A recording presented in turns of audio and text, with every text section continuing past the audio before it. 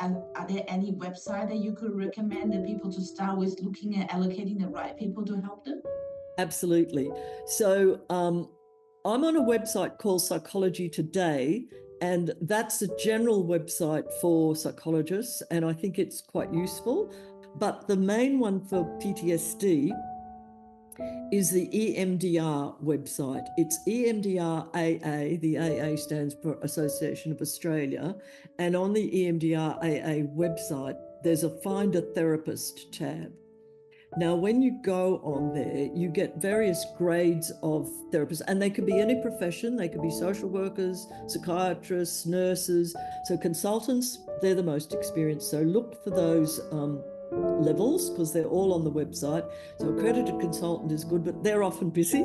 The next level down is accredited practitioner, and they're good. The next level down is members, but I wouldn't be encouraging people with complex PTSD to just go for a member, because a complex PTSD really requires quite a lot of specialist help. And they're all over Australia in all the different states. Some of them are in regional, so like I'm in Toowoomba, some are in regional cities. And the other thing to know about getting EMDR therapy in particular, but other forms of psychotherapy, you can get it online.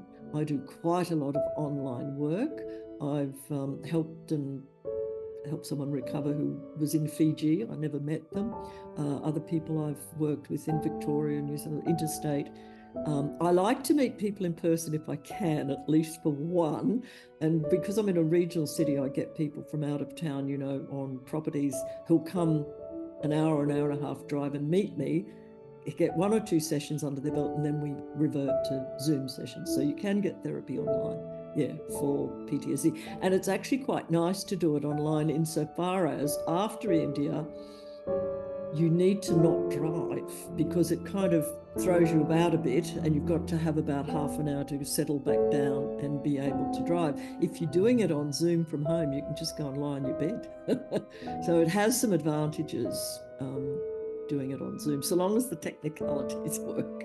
If you go on the APS website, you're getting a qualified psychologist who's listed what they do, and there's quite a lot of detail in those listings, and people's needs are often, as I've said before, quite specific as to the particular things that concern you that you want help with.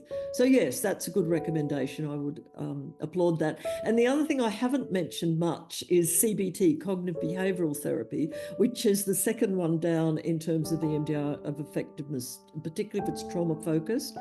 Very good therapy. Does work. So, and a lot of people that come to me, they've already done some of that. It's not wasted. It's really helpful. But there's homework in CBT, and there's no homework in EMDR. It just works. So with CBT, it's kind of all in your head, whereas EMDR is kind of bottom up, and it's all aspects of your functioning. So